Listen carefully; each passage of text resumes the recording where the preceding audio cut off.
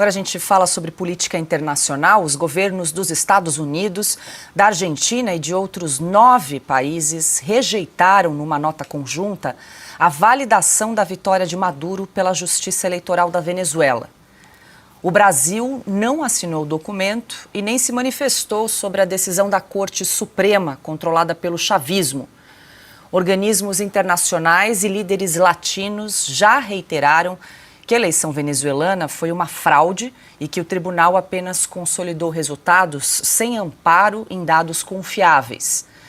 O presidente do Chile, Gabriel Boric, acusou a Corte Suprema da Venezuela de consolidar a fraude eleitoral depois de certificar a reeleição de Maduro. Na mesma linha de Boric, o presidente do Uruguai, Luiz Lacalle Pou, declarou que a decisão da mais alta corte da Venezuela apenas confirma, abre aspas, uma fraude eleitoral, fecha aspas. E em nota, o Departamento de Estado americano declarou que a ratificação da vitória de Maduro não tem credibilidade e que as evidências apontam para a vitória do candidato da oposição, Edmundo Gonçalves. Ana, ontem nós até comentamos aqui e exibimos um trechinho que a Suprema Corte da Venezuela validou a vitória de Nicolás Maduro. E aí, o resumo da ópera: não apresentaram as atas, disse que os comprovantes vão ficar guardados às 7 chaves numa sala eleitoral e simplesmente proclamaram a vitória de Nicolás Maduro, o que complica ainda mais a situação do Brasil nessa história, que não assinou a nota conjunta e que lá atrás Lula disse que estava aguardando a apresentação dessas atas. E agora, Ana? E agora, Paula? E agora o Brasil se colocou numa situação complicada, uma situação que não precisava se complicar. O Brasil de Lula, que fique bem claro, não é o Brasil dos brasileiros de bem, não. Porque o Brasil dos brasileiros de bem, esse Brasil não quer absolutamente nenhum laço com ditadura alguma. Então, o Brasil de Lula, que manda o vice-presidente para a posse do presidente do Irã, por exemplo, né? O Geraldo Alckmin não apenas voltou à cena do crime com Lula, mas voltou à cena do crime agora do lado de terroristas. 2 horas depois daquela foto que nós mostramos aqui, um dos líderes do Hamas foi abatido, digamos assim. E o Brasil de Lula vai ter que se posicionar em algum momento. Agora, isso era muito fácil, era simplesmente continuar batendo na tecla: apresente as atas, apresente as atas. O Brasil poderia, inclusive, o Lula poderia ter usado dessa oportunidade para se sair muito bem diante da comunidade internacional, já que aqui fora aquela cartinha do Hamas de agradecimento ao Lula não desceu muito bem com democratas e republicanos, inclusive. Aquela carta de agradecimento foi um sinal de alerta em relação a que rumo o Brasil de Lula está tomando, já que o Irã é um dos principais inimigos da América e os Estados Unidos já entenderam que Lula é amigo do Irã. Então, o Brasil poderia ter se colocado acima disso tudo, dizendo: bom, se eu tenho alguma relação com Nicolás Maduro, eu vou usar da minha diplomacia para que ele apresente as atas, para que a transparência seja colocada diante dos cidadãos venezuelanos e para que o mundo dê o devido crédito às eleições presidenciais na Venezuela. No entanto, ele não fez isso. Ele decidiu exatamente pelo caminho, pelo rumo da covardia, de não falar absolutamente nada. E agora, diante de tudo isso que nós estamos vendo, uma Suprema Corte da venezuelana que é totalmente alinhada e que está de joelhos à ditadura de Nicolás Maduro, validando exatamente a fraude que foi a eleição, o pleito na Venezuela. O Brasil só vai se afundando, Paula. O Brasil do PT é o Brasil que se alinha com ditaduras, com o Irã, com Cuba, Venezuela, Nicarágua, é isso. E aí é o Brasil exatamente da Janja que coloca um vestido vermelho no 7 de setembro.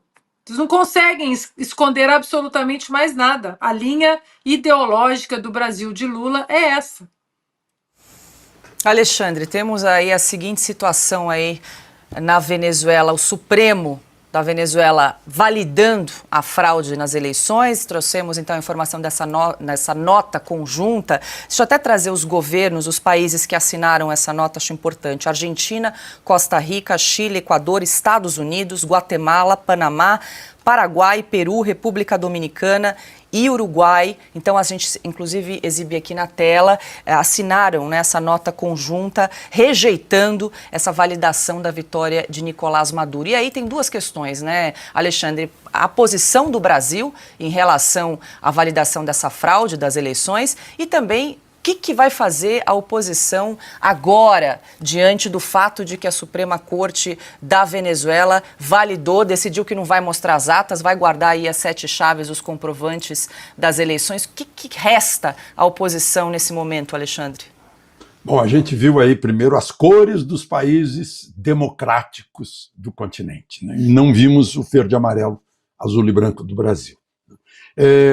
Esse cambalache, ou cambalache, como diz o espanhol, feito pela Suprema Corte a serviço de Maduro, dizendo, olha, ele ganhou, mas a gente não mostra as atas, aliás, é proibido mostrar o comprovante do voto, porque se mostrar o comprovante do voto, mostrou, né, que Maduro perdeu, né, segundo a oposição, por 66-30, em percentuais. Agora, é uma questão interna da Venezuela?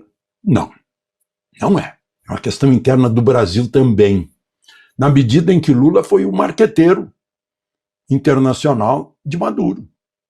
Defendeu Maduro perante presidentes que estavam reunidos aqui em Brasília. O Boric, chileno, de esquerda, saiu danado da vida. Chegou no Chile dizendo que Lula estava querendo, usando a reunião para empurrar um ditador igual abaixo dos demais presidentes. O Centro Carter estava lá, testou o resultado, a OEA também sabe qual foi o resultado, todos sabemos, até a Suprema Corte de lá sabe o resultado. Só que faz parte do cambalache, né? Mas então, não é só uma questão interna da Venezuela, é uma questão interna daqui, sim. Porque Lula é responsável, né? Parafraseando o Pequeno Príncipe, né? Lula é responsável por aquilo que ele tentou vender, que é o seu Maduro. Ele é o defensor do Maduro. Ele disse que não teve problema nenhum na eleição, que foi normal. Ele chegou a ser irônico, dizendo, olha, a oposição, se está com queixa, que reclame a justiça, está aí a justiça. Né?